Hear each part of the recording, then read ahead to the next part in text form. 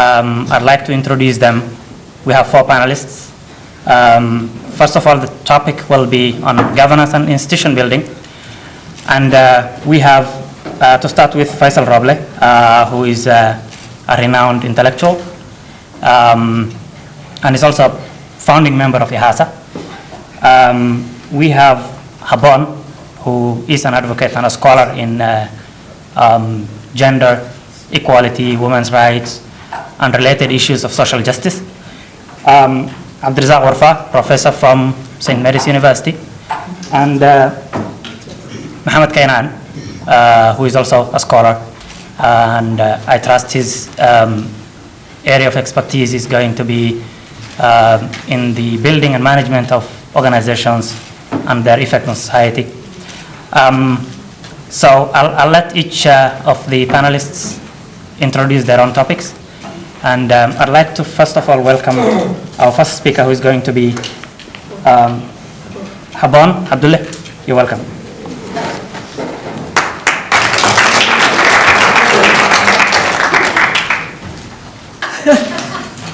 For organizing this conference and giving us the opportunity to discuss, reflect, and have exchange and a view about the future of Somalia. For the last 22 years, Somalia was going through a hardship. And just we heard from Professor Lidwin, what was the experience of Somalia? And finally, it looks like that after 22 years of conflict and political instability, Somali are writing a new chapter in their history.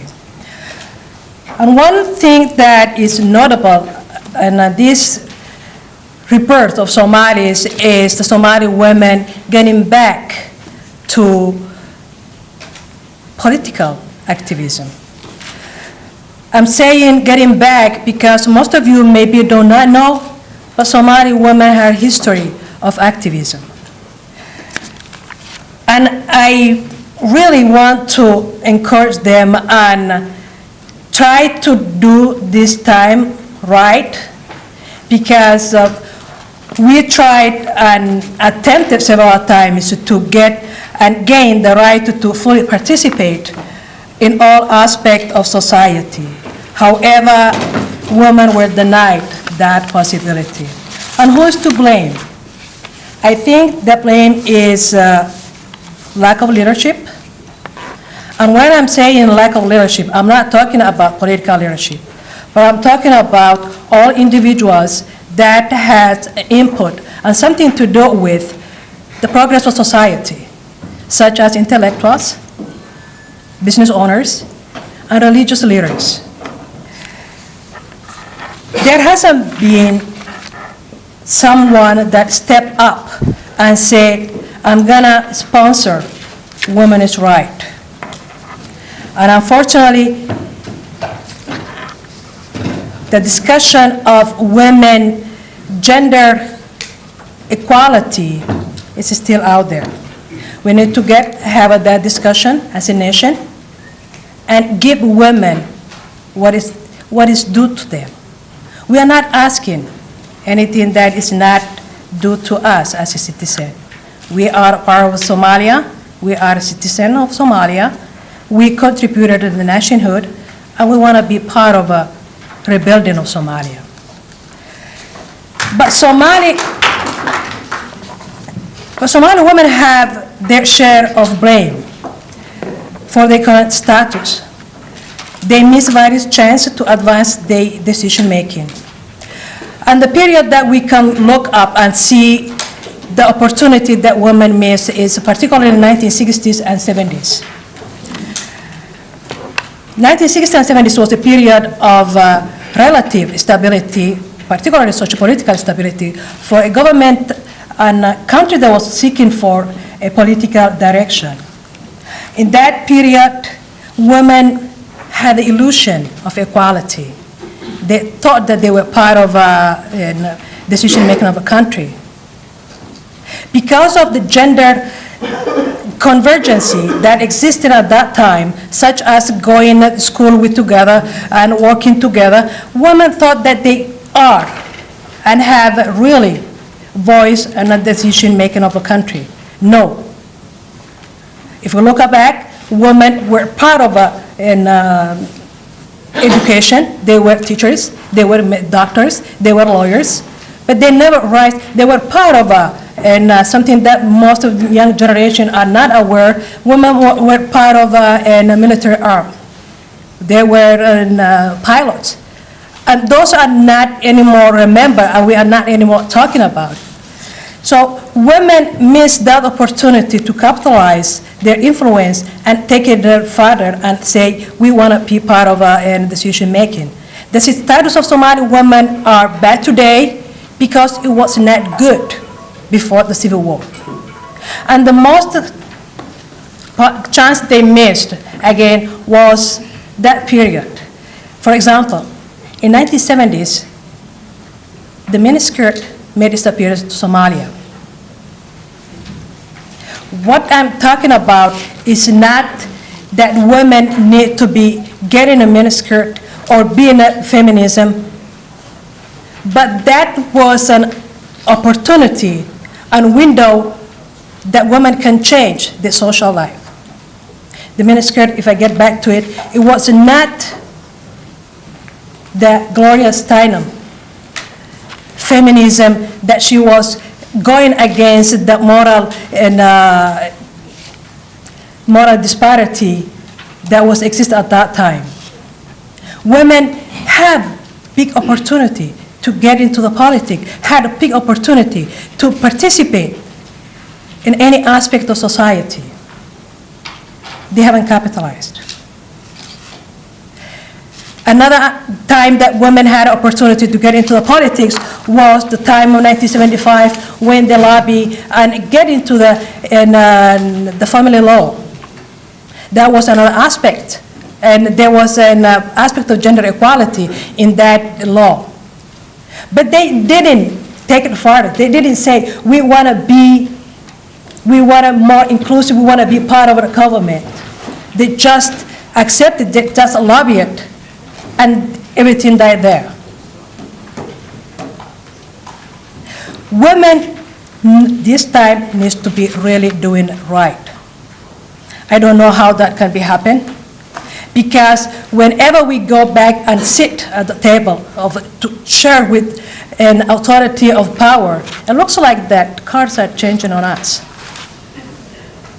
Now there is identity, political identity, and we know with the clan system, Somali women will not have chance to get any possibility to be part of a decision making. So what is the possibility and what women can do?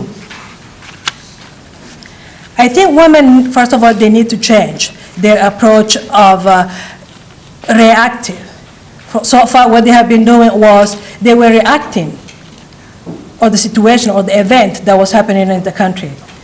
Whether it was during the independence, women stepped, they said we want to be in the country that will come after the independence. That didn't happen.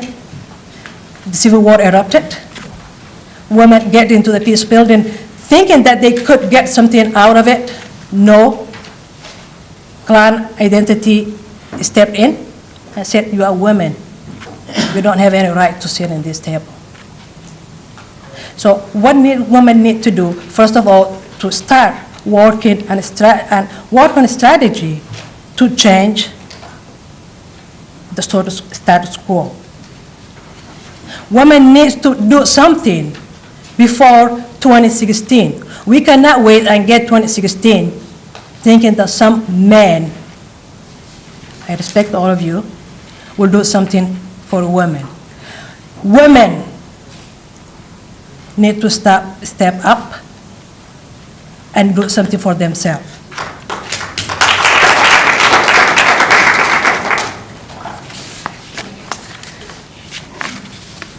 And I will conclude, I think I'm a little bit over, that to achieve true gender equality and visible political presence, women need to change. They're reactive, as I said before, to a proactive approach. Women need to shift this not being all the time at the receiving end of injustice. A lot of things happen, we know, and some change occurred with the quota status and the 14%, and a lot of women, even though it's less than the 30% gender quota that women supposed to get and could get. So what women need to do now can become an example of what quota system can do if there is a viable political inclusion sustained by women movement. When I'm talking about women movement, I'm not saying like Western women movement. Women have opportunity to frame whatever they like to be called. Womanism, pastoral womanism, pastoral feminism. But we need to have some sort of a frame, some sort of a visibility, some sort of a stand, something that will say those are Somali women movement asking for gender equality.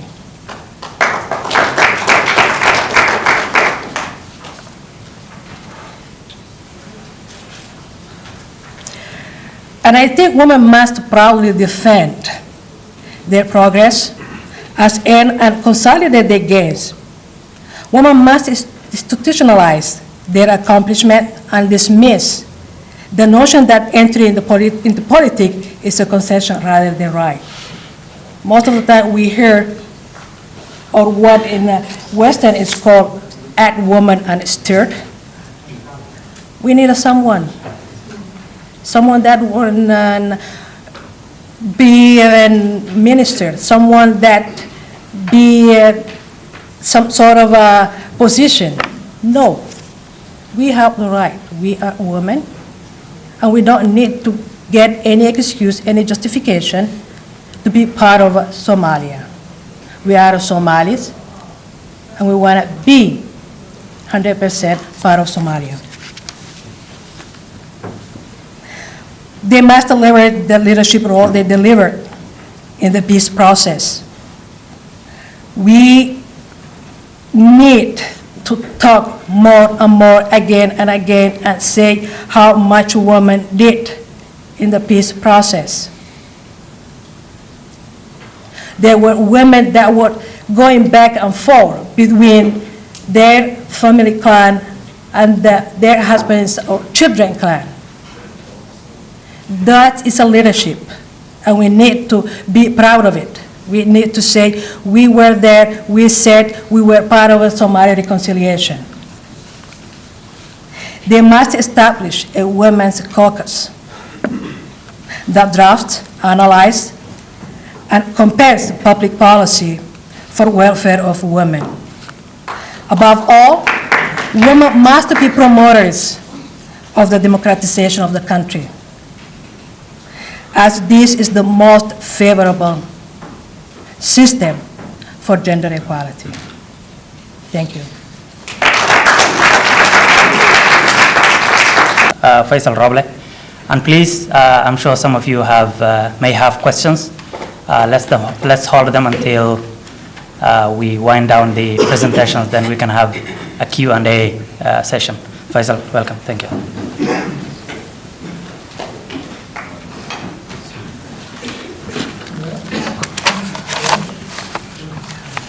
Bismillahir Rahmanir Rahim. My presentation is entitled Two Opposing Approaches to the Reconstruction of Somalia. What's the right tool to reconstruct Somalia?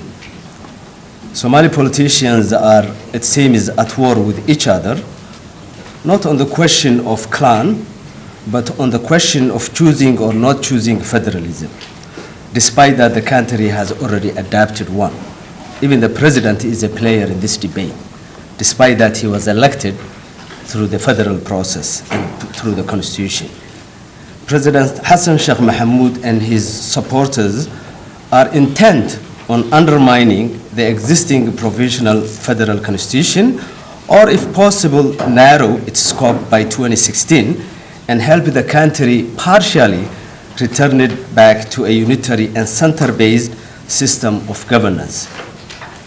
On the other hand, President Abdurrahman Farole of Puntland and Ahmed Islan of Jubaland and many civil societies, prominent parliamentarians, former eminent leaders of the country, including 4 prime ministers who are leaving, are all set to make sure that federalism is the law of the country.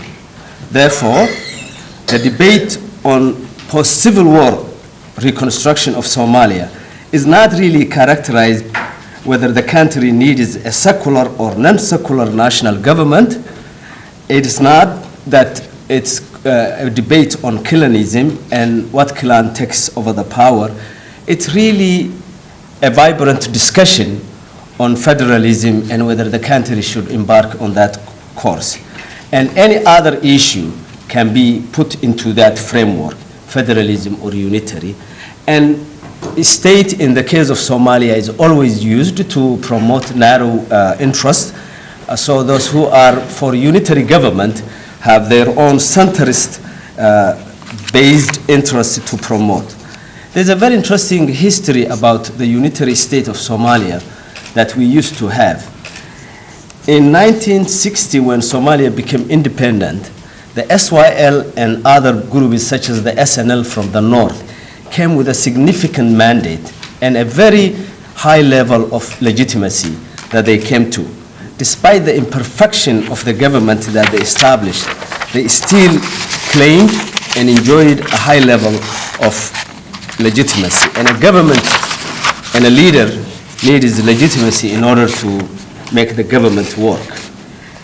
The Barre regime really undermined the type of legitimacy that the SYL brought to the forefront. And any subsequent government that we have seen since then had either a very small or no legitimacy at all, not to mention all the transitional governments which came mysteriously to power either through some brokered system, through foreign help, or through neighboring countries. The current government of Hassan Sheikh Mohamud seemed in the early days to have legitimacy, and as many of you know, that the Somali nation was elated at least to have a parliament seated a year ago, to August 2012, and a president who was later on, after several rounds of nomination and election, became the triumphant, and Somalis welcomed with open hands. Unfortunately, the president did not take advantage of that. The legitimacy that we have given to that government has been minimized. The parliament which came into to be seated also seems to have lost most of its legitimacy, not to mention the fact that Somalia is the only nation whose parliament is paid, their salary paid by a foreign country, Norway. We don't know the mechanics of that payment. We don't know if we will pay that money, and I know we are not paying. It's a form of aid. But as a matter of fact, a parliament that's paid by a foreign entity would have no responsibility and accountability to the local people. The accountability would be more to the foreign payers. Alex Diwal, who is a prominent political economist who writes on Somalia, literally is fashioning, as we speak, a theory calling Somalia a rentier marketplace state, a state that does not serve the interests of its people, but serves most of it outside interests who pay the rent. That rent could be coming from inside or outside. As we know, the rent that the government is collecting as we speak is coming from outside. And he also talks about rentier government having several attributes, one of which is to have a political budget. A political budget, like you would have budget for the Minister of Education, budget for the Minister of Public Health. You will have a political budget that is used to manipulate regional powers. And as you recall, in the war that took place in Juba in this summer, the government paid about $2 million plus, money that could have been spent well for the starving people of Somalis. And most of that money was paid Al-Shabaab. This is a government who is collecting international aid and paying back the ones who committed the crime at Westgate. It's not a secret. The State Department knows, everybody knows. So the question is, how are you going to give legitimacy to the government so that the country can be reunited and the system can work? Unfortunately, options are limited. As Weber talks about legitimacy, there are three ways legitimacy comes. One is traditional. We don't have that. The current president doesn't have that. The other one is to have charismatic leadership, like the Martin Luther King type charismatic or charisma, and the president doesn't have. So the last frontier left for the current government and its president to claim some sort of legitimacy is to democratize the country, create a democratic culture. And one tool to have enabled us to create that democratic tool is to make the country, implement the federal system that everybody agreed, a federal system that the West endorsed, our neighboring countries endorsed, and the president and his cohort either opposing it or trying to minimize the scope. And I will talk how that minimization is taking place. Now, I think we all know from previous presentations and conversations that we have what federalism entails. I think if you take three of the major attributes that we associate with federalism, it's a system to correct the lopsided center-periphery relationship. There's a school of the entire literature that has developed since the 1940s by political economists and political scientists, starting with the Latin American dependista school of thought, and then Dar es Salaam is a school of thought where people like Isa Shifji and Mahmoud Mamdani and Walter Rodney came from. And they really wanted to restructure and at least understand the relationship between the North and the South. It started that way. Then geographers took that concept and applied to the relationship between the center and the periphery. And later on, it looked at the relationship between a unitary system of government and its advantages or disadvantages versus that one of a federal system. And I think, by all accounts, a federal system is a better way to bring societies together, to divide power, to share power between the core and the center and the periphery, to devolve the political power to the regions and bring the government closer to the regions. Often a subject that we hear from American politicians, but I don't know why America doesn't force or at least pressure those that enjoy our dollar to also at least take a minimum aspect of that concept. Take the governance closer to the people. And there is some resistance. So I think although the president and his team has lost the legitimization that they needed in order to bring the country together, but the lady hasn't sung yet. There is still some hope that can bring the country together, which is to democratize as much as possible through the federal system that we enjoy, that we all accepted. Now, with federalism comes a concept of bottom-up system of governance. I would hate to just use that phrase as a theoretical framework and then later on not apply its tenets. The same thing that happened when the president and his team endorsed the Busan concept that midwifed the New Deal and the Compact. The Busan concept entails a very dear concept that says before you do the New Deal program or the economic development program, you have to have a robust outreach to the regions and to everybody who is involved. The government came to the tables, signed the concept, but did not do the outreach. So we don't want something like that also to happen to the bottom-up approach that we always promote, which is if you talk about bottom-up, you have to be different from the new unitary system. And that applies to places like Somaliland and Puntland. Don't copy the same unitary-based system simply at the regional level. If you say you don't want the unitary-based system that was center-oriented or centrist in Mogadishu, then when you take the bottom-up concept and take that to Puntland, Garowe, or Hargeisa, don't concentrate power in Garowe or in Puntland, because you are recreating the same unitary system simply at the regional level. So you have to really be true to the concept of what bottom-up is. Bottom-up is to democratize, to address women's issues, to address all those groups who have been robbed in the past, to make sure that the government is efficient. As Schumpeter called small is beautiful, to establish a small but very efficient and accountable system of governance.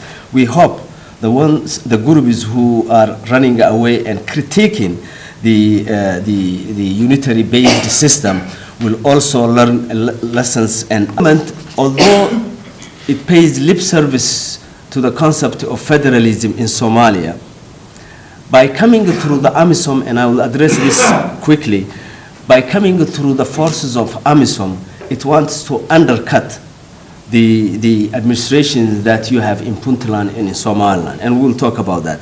But why am I saying that the next phase of reconstruction for Somalia has one tool, and that tool should be this new approach, meaning building Somalia not from Mogadishu but from without? The only way you can understand what people are talking and the type of government that Somalis need today is not definitely to rebuild Somalia from Mogadishu. I think that's a lost cause that went into demise with the unitary state system that we had for many years. And what do I mean by reconstructing Somalia from without? As you know, we have two regional states, Puntland and Somaliland, and the emergent state of Jubaland, which is in its embryonic state. I will argue that Puntland and Jubaland and Somaliland, both of them have shown strong signs of legitimacy.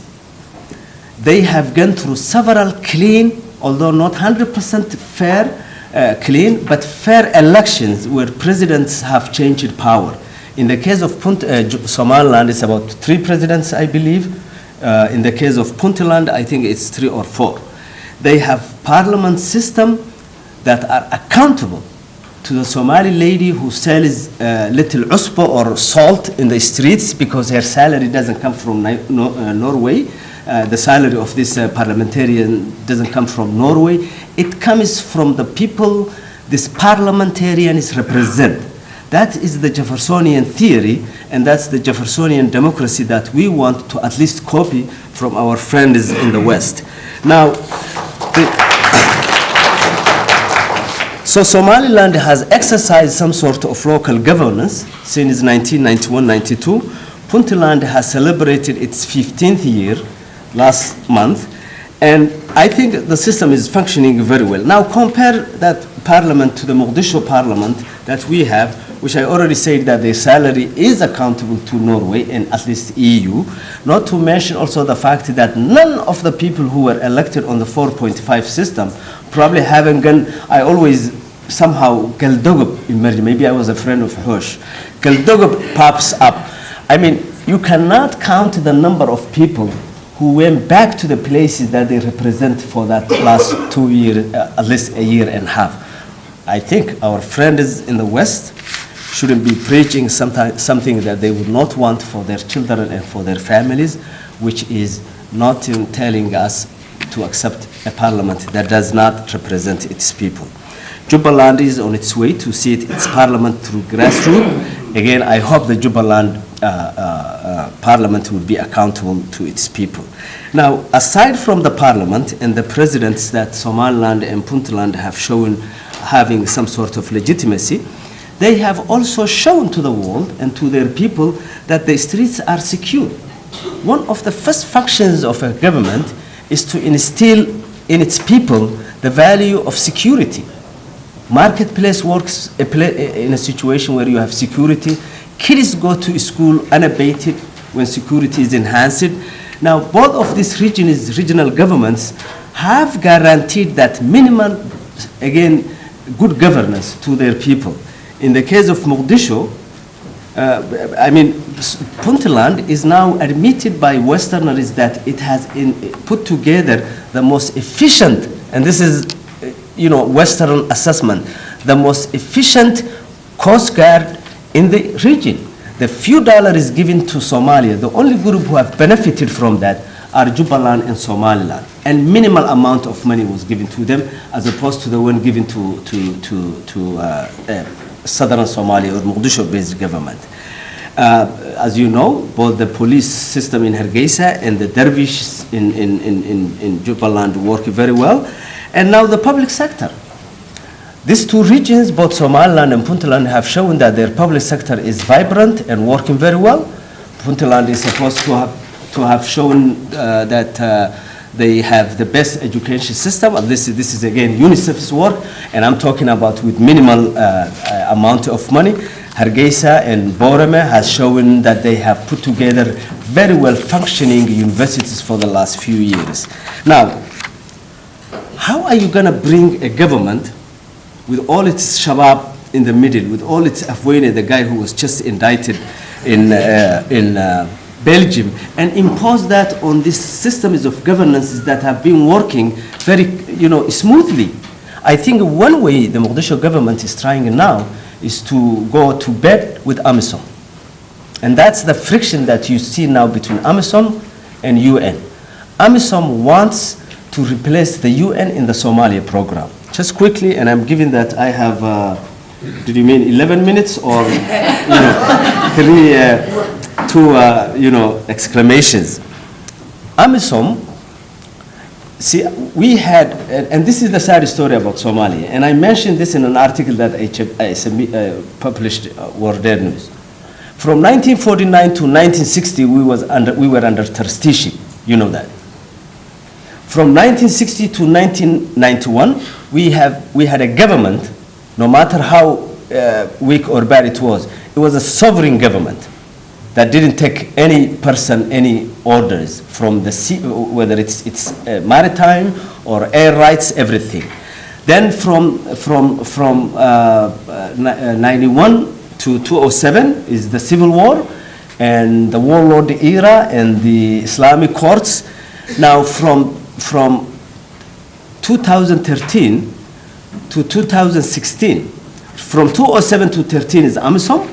That has been extended to 2016, and that period is called stabilization and security, where AMISOM will be fighting, quote unquote, Al-Shabaab. From 2016 to 2020 is called nation building, which the UN would have done it. Now AMISOM is lobbying to do that. So AMISOM and Museveni, who doesn't believe an iota of democratic system, who is the godfather of a system called in Africa the one party democracy, where he says people can belong into one party but different personalities, no multi-party system, would be probably the one who is godfathering this nation building for Somalia, so that period will last till 2020. From 2020 to 2025 would be Hamangurasho, or exit period, where AMISOM would be consolidating the program and leaving. Now you have a nation that just came out in 1960 from trusteeship. To take it back to another trusteeship that's longer than the first one is a conversation that Somalis need to have. It's a very serious one. Why did the government of Hassan Sheikh suddenly jump on the wagon and become the darling of AMISOM? It's this. From 2013 to 2016, AMISOM will be closely working with Mogadishu's government, including remapping the federal system that we have. The map that I know I have seen puts Gedo with Bay and Bakol region. Hiran will have access to the sea, near Jowhar. Basically, the federal government system and its ability to map new provinces and new regions would contradict the map that AMISOM is providing with the help of Villa Somalia. Now, this is a clever way for Mogadishu government to undermine the federal system. That's number one. Number two, my suspicion, and this is a suspicion, and I will look into this before the publication comes out, hopefully, and I would love to be wrong on this one. Mogadishu government would want to use AMISOM in order to impose some kind of Mogadishu-centered administration on the two regions that I talked briefly, and as well as Juba. In a way, Mogadishu would be coming with AMISOM to Puntland, to Jubaland, and to Hargeisa. That's at least the plan. Now, two whammies here, and I will stop here. One whammy is that AMISOM would be utilized possibly to create some sort of imposition and undermine the local governance and local democratic system Somalis have so far developed, which is an offshoot of the 1991 civil war. About 400,000 people left Mogadishu, went to their homes. And then the second one would be this trusteeship that nobody's talking about. If you guys were in Minnesota and you welcomed the AMISOM a month ago with open arms, AMISOM will go back to Mogadishu and they will say, just like the Busan case, we conducted a very expensive outreach, including the diaspora, and they rubber stamped the program, and hallelujah. Here comes the second phase of thank you. And I just want to share with you a little exercise that I want you to be part of. But my thinking is that the foundations for a functioning and well-run state is a community that has a good, positive relationship, but also has a good, positive relationship with the people who lead and the people who they're supposed to lead. I really think that's the only way we'll get out of this. And so let me just share with you a little exercise that I would like you to be part of. So here's the thing. What I want you to do is, if you have a cell phone, I want you to text no using that number, or yes, that. But then you're going to use your text, the number on top that says keyword like 22333. That's the number you're going to use to text it, and then you're going to pick yes or no. What you're picking, though, is this. I just want you to have a little imaginary vacation that you could go to. But when you come back, we're going to take away any photos you have, any videos you have, and then we're going to give you a medication. You won't remember anything that you did out there. So the question is, would you still go to the vacation? So if you think, yes, I will still go, even though I won't remember, just say yes. And then if it's no, then say that. And then I just want you to take like a minute, since we have very little time, and then I will see how this goes. And I'll tell you a little bit about why we're doing this. So if you can do that like very quickly. Let me see if this should be running.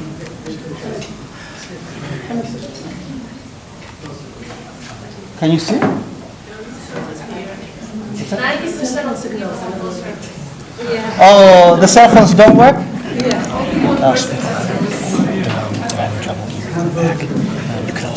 Oh no, it's working.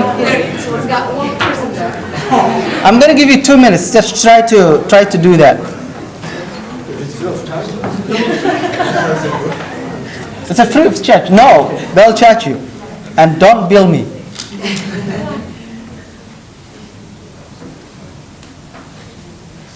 This should be really nice, but so it's not working at all. The good news is that one person kind of serves my purpose. So, so here's the idea. This actually is an exercise that was done by Daniel Kahneman in his book Thinking Fast and Slow. And what it shows is, usually when we do this, someone is playing with me. When we do this, actually, let me just give like maybe one more time to see if people will be able to do it. So the reason we do this exercise is every time we do this, we find out a lot more people usually will not want to go if they can't remember. And the reasoning behind is, it turns out people really value their memories. That if you don't remember things, or if you can't remember things, then you value less. So people really want to remember things, and if they can't, they won't go. So that's one of the findings. The other thing is, it turns out it's as if there are two people within us. One is that person that will go to a vacation even if they can't remember, right?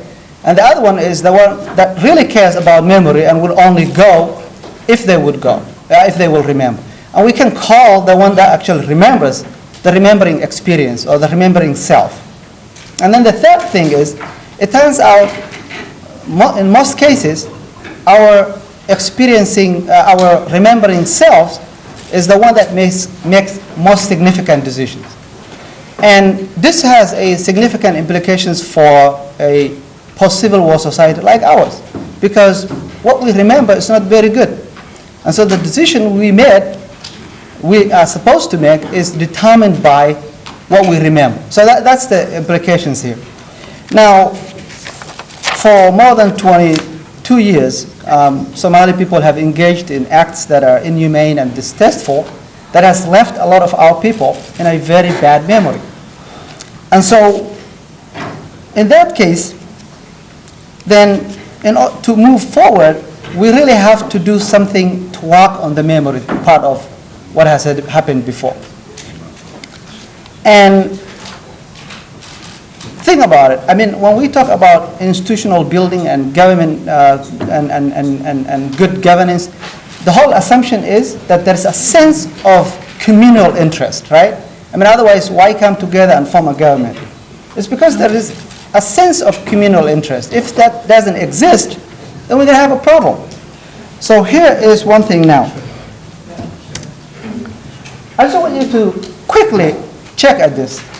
This is Mogadishu in 1981, up, and the lower part is Mogadishu now. And I know this is probably not very clear, but I mean, you can see the distinction. If you just take a second to look at that.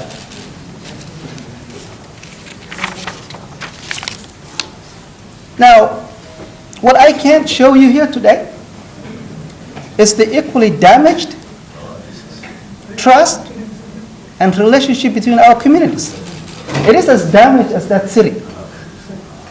And if we're going to work on building back that city, we also really have to do the same amount of work to rebuild our own relationships and trust. That's the only way we're going to move forward. Now,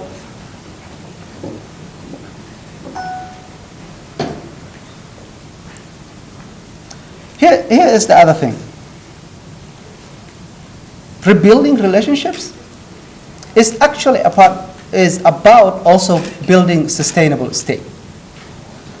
Every post-Civil War society takes up democratic system as their system of governments after the shooting stops. And what's the reason? The reason is very basic. They think democratic system, they know, is a problem-solving system, right?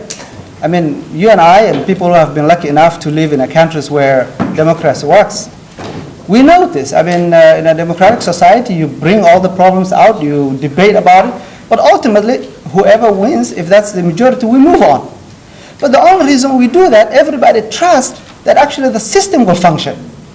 That you will not be suffering because you agreed on the communal interest, even though you disagreed, but majority won. And the only reason that functions is because of the trust. If people don't trust the system, nothing functions, right?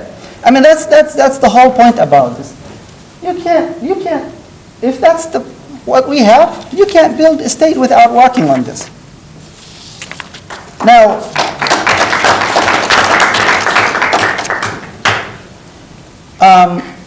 if we really have to do reconciliation, we will have to answer some really basic but important questions. Things like finding out the truths of what actually happened. Who did what and why? And what are we going to do about especially groups that, like women and children who have suffered, and minorities, disproportionately? What are we going to do about this?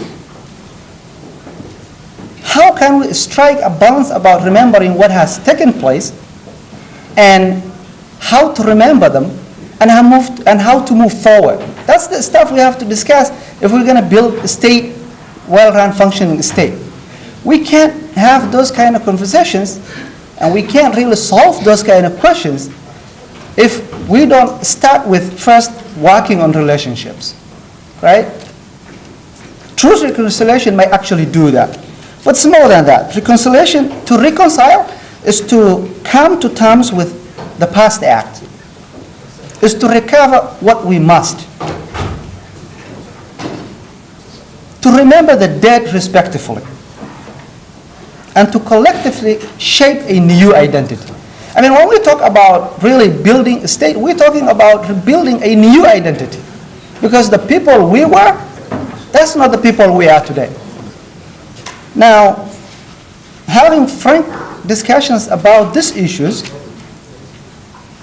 and agreeing on how much to remember and how we will remember them will actually only make us stronger and not weaker. I know there are a lot of people that say, if we're going to remember all the bad things that happened, I wouldn't see just going to be dividing each other. Actually, it's the opposite.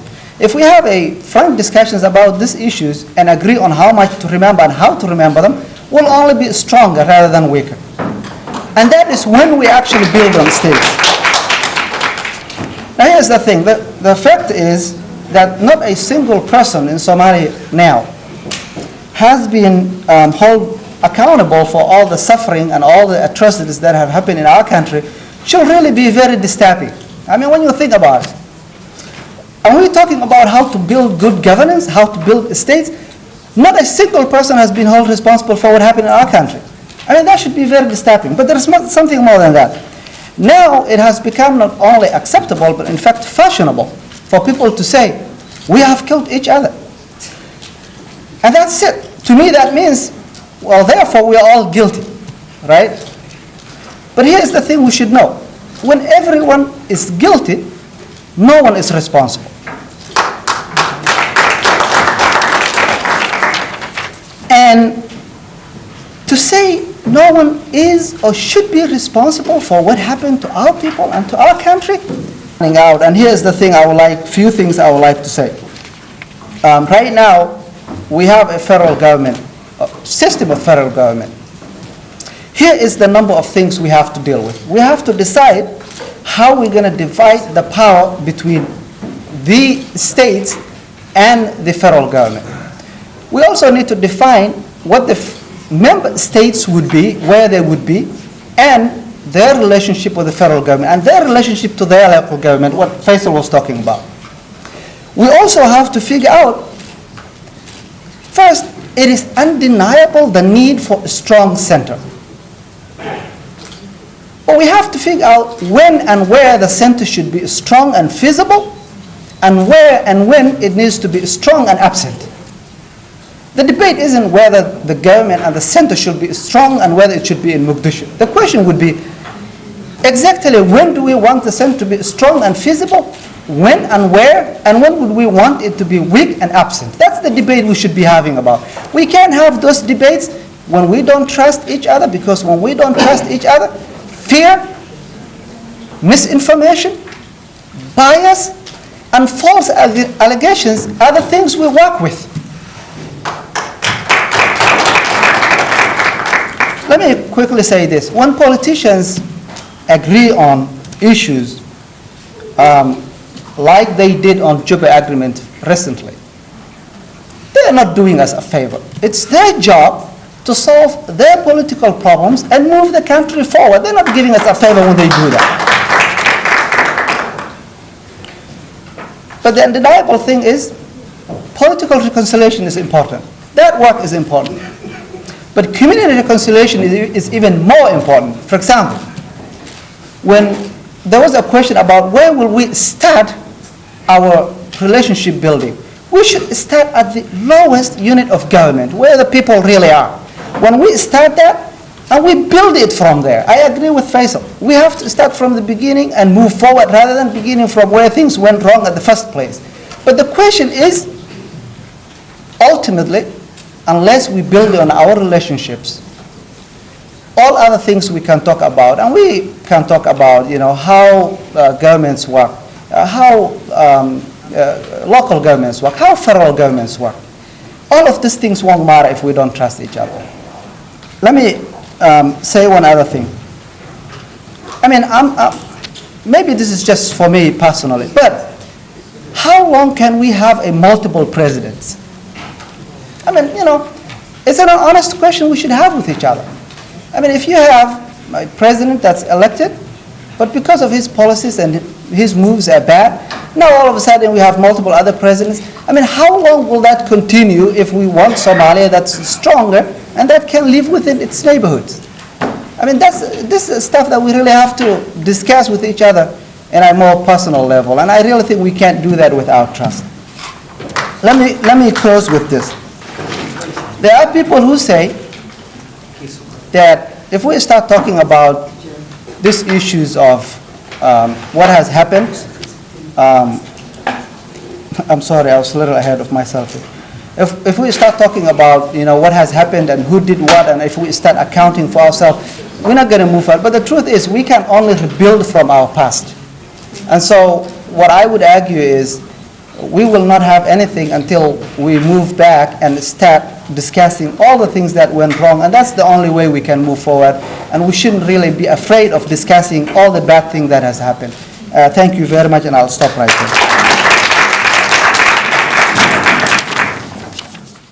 Faisal and Mohammed said, but I'm going to try to situate the Somali case within the context of post-conflict societies and see what we could learn from that. And let me start by saying that, as Faisal said, the question of whether or not Somalia will or will not adopt a federal system is a moot point, right? It is stipulated in the convention and in the professional constitution. So that train has left the station, right? There's no stopping of it. What remains contentious, in my view, is what kind of federal system will emerge from the ashes of the old Somalia, right? We have seen the old Mogadishu and how it looked like. That is, what would the new Mogadishu would look like? There are a couple of points that we agreed. One is that Somalia is entering a post-conflict period in which slowly is standing on its feet.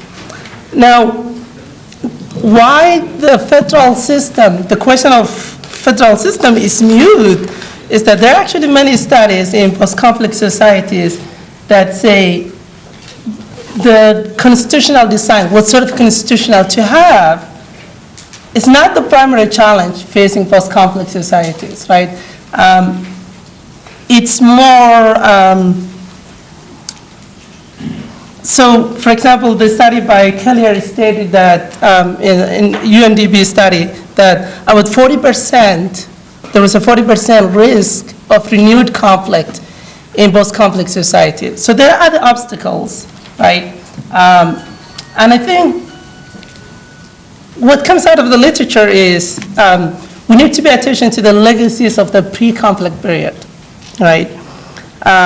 So the Siad Barre days, even going as far back as to the unification of the North and the South following the colonial period. Also, the attributes of the conflict period, the nature of the civil war, something that Mohammed alluded to. And then we are now in a post-conflict period. So what does the emerging political system look like, right? What is the emerging configuration of political power in post-conflict Somalia? And we Somalis like to think we're unique, both in terms of our conflict and how to handle it. The reality is there are other nations that went through something very, very similar to what we have went through, right? So we need to learn from decades of global experience in post-conflict. So what I like to ask is, what do global experiences in post-conflict societies dictate the new Somalia would look like? Now, I think we all agree that the old Somalia is gone. There is a new Somalia. So what would the new Somalia look like? There was a second question I wanted to discuss, and that is, how does Somalia go from international quasi-protectorate to a sustainable and self-sufficient state? I think the visit of AMISOM, the AMISOM folks, and Nicholas Kay here in Minneapolis was very telling in the sense that the conversations they had with the Somali diaspora, as well as the questions that Somali diaspora were asking them, to me, it seemed that these actors have a new unyielding power when it comes to Somalia, that they could decide the fate of the Somali government and, have unchecked powers themselves. So essentially making Somalia what I call quasi-protectorate. But I don't think we will have a time to answer that very soon. Adan's going to give me the 2-minute warning. So legacies of pre-conflict period, attributes of the conflict period, and then emerging reconfiguration of political power. Okay. So I think the first two are important, both the legacy and the attributes of the conflict period. But again, because of time, I won't get into those. An example of that is asking in Somali what were the root cause of the Somali conflict, and we will hit qabiyalat, right, tribal wars. While not discounting tribalism and its effect and how it defines the Somali identity, I don't think the whole Somali conflict was about tribalism. There were many other factors involved. So we actually do injustice if we try to define the whole conflict through a single factor. So let's look at some countries that went through something similar to what Somalia went through. In the case of Africa, Liberia and Sierra Leone, right? So what are the experiences of Sierra Leone, which is on the other side from Somalia? You could see the blow-up of Sierra Leone and Liberia. What do those experiences teach us about post-conflict analysis? So Liberia was coming out of the civil war just as Somalia was going into it. Sierra Leone also had a long decade civil war.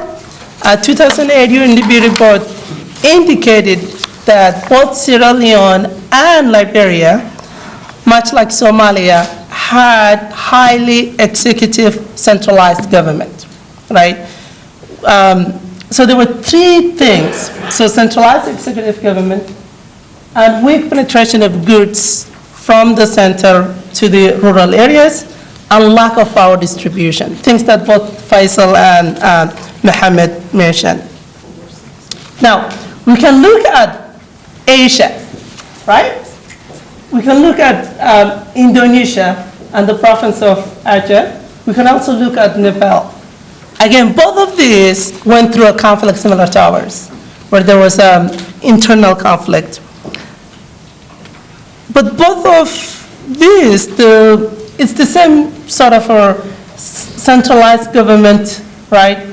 And then mismanagement of natural resources, economic depression, and the power that was invested in the central executive.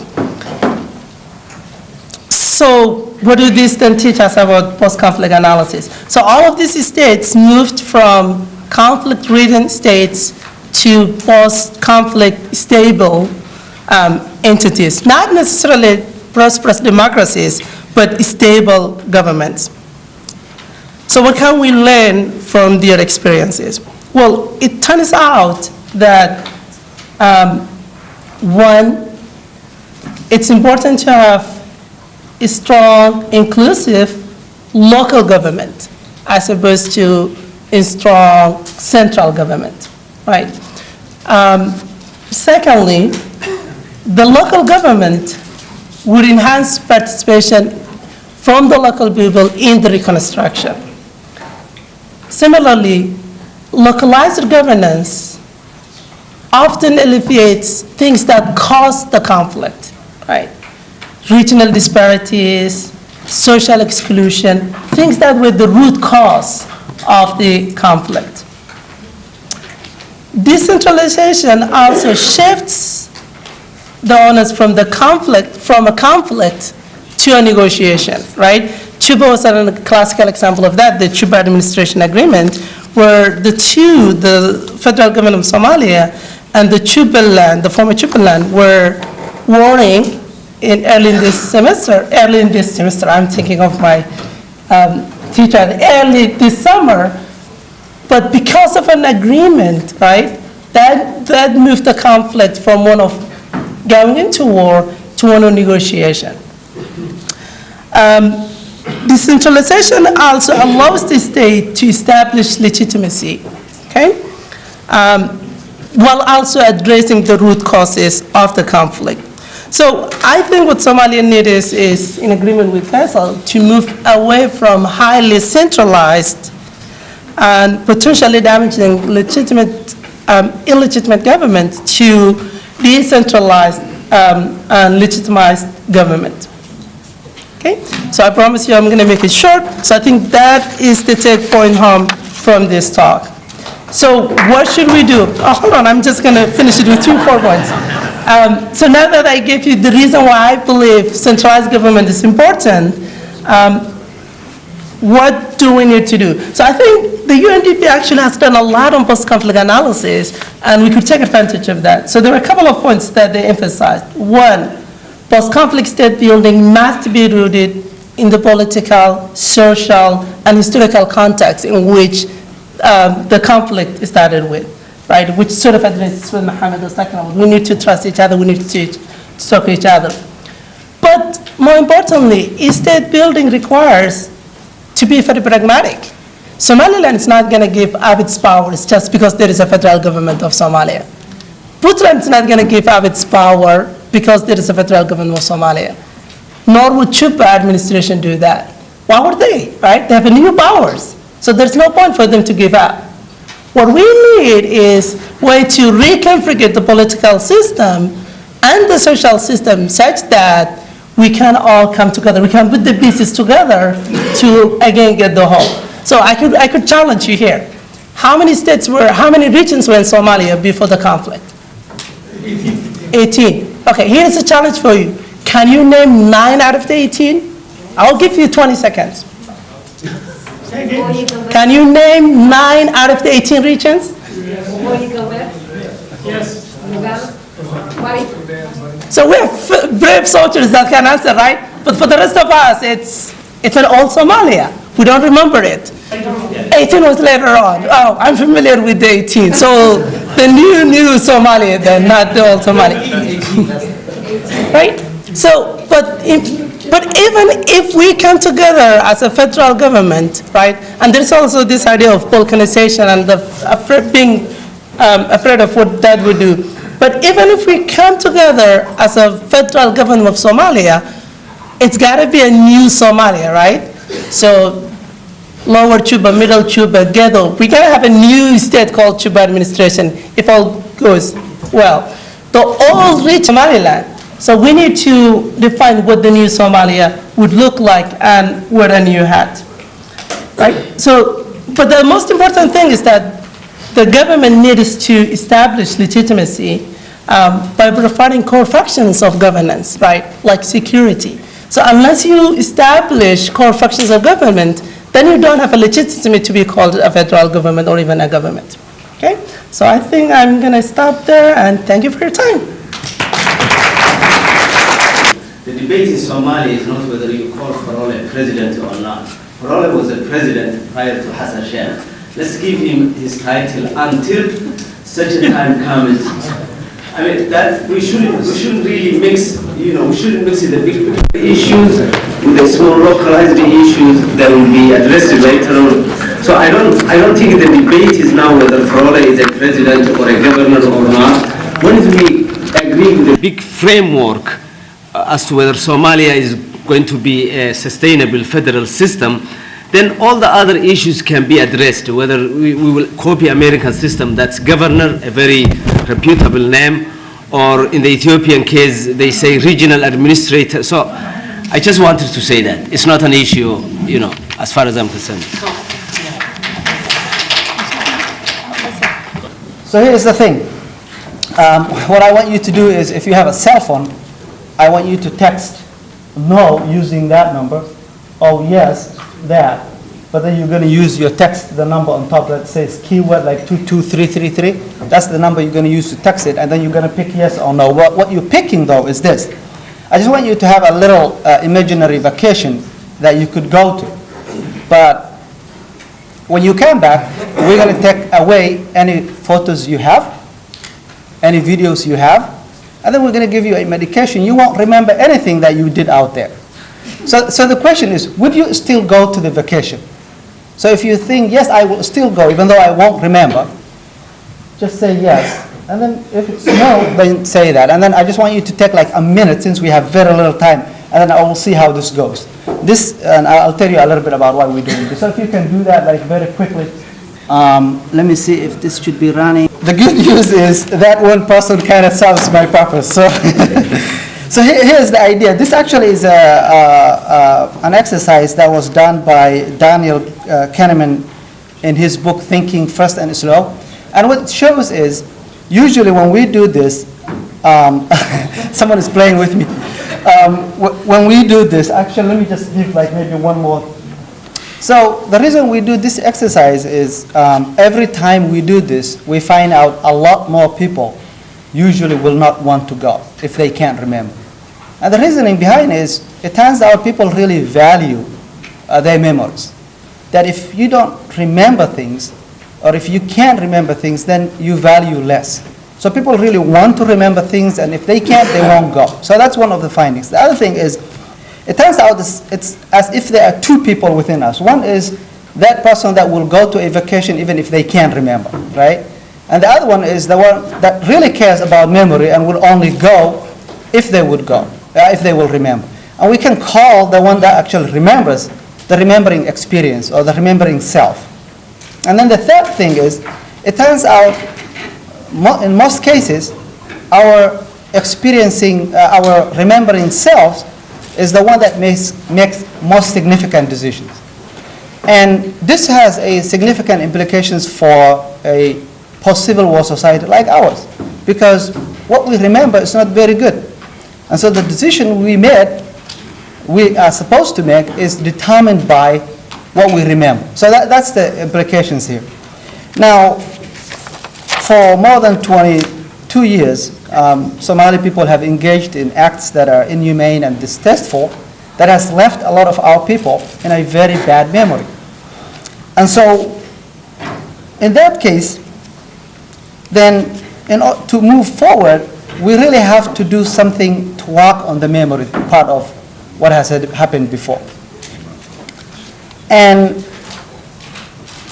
think about it. I mean, when we talk about institutional building and government and good governance, the whole assumption is that there's a sense of communal interest, right?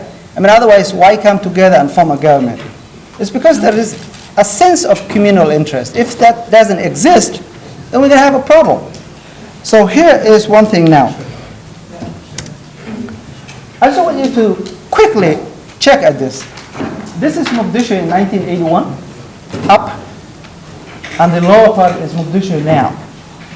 And I know this is probably not very clear, but I mean, you can see the distinction. If you just take a second to look at that.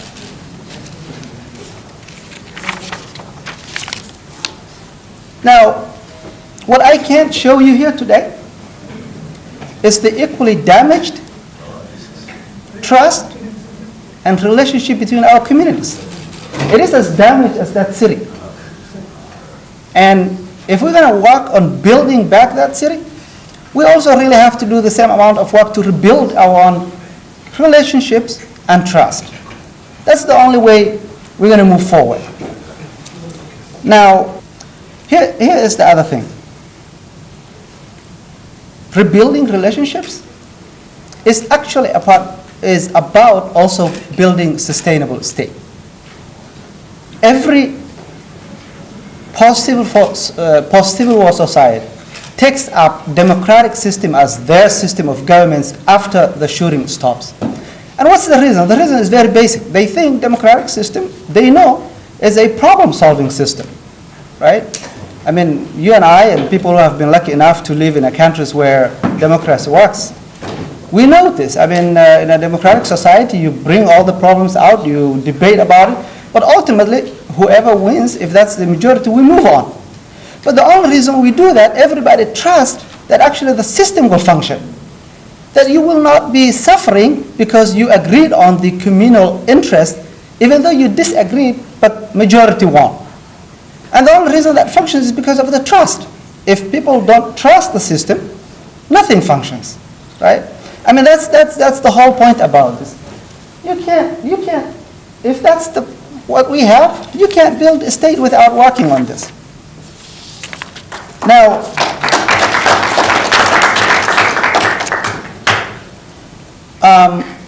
if we really have to do reconciliation, we will have to answer some really basic but important questions. Things like finding out the truths of what actually happened. Who did what and why? And what are we going to do about special groups that, like women and children who have suffered, and minorities, disproportionately? What are we going to do about this? How can we strike a balance about remembering what has taken place and how to remember them and how to move forward? That's the stuff we have to discuss if we're going to build a state, well-run, functioning state. We can't have those kind of conversations, and we can't really solve those kind of questions if we don't start with first working on relationships, right? Truth reconciliation may actually do that.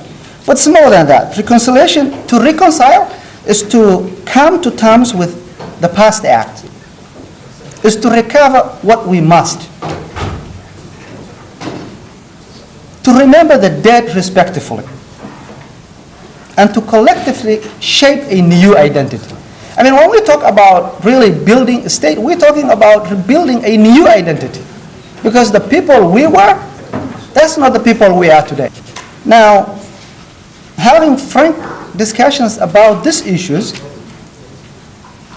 and agreeing on how much to remember and how we will remember them will actually only make us stronger and not weaker. I know there are a lot of people that say, if we're going to remember all the bad things that happened, I wouldn't say just going to be dividing each other. Actually, it's the opposite. If we have a frank discussions about these issues and agree on how much to remember and how to remember them, we'll only be stronger rather than weaker. And that is when we actually build on states. Now here's the thing, the fact is that not a single person in Somalia now has been held accountable for all the suffering and all the atrocities that have happened in our country should really be very disturbing. I mean, when you think about it, and we're talking about how to build good governance, how to build states, not a single person has been held responsible for what happened in our country. I mean, that should be very disturbing, but there's something more than that. Now it has become not only acceptable, but in fact fashionable for people to say, we have killed each other. And that's it. To me, that means, well, therefore we are all guilty, right? But here's the thing we should know. When everyone is guilty, no one is responsible. And to say no one is or should be responsible for what happened to our people and to our country,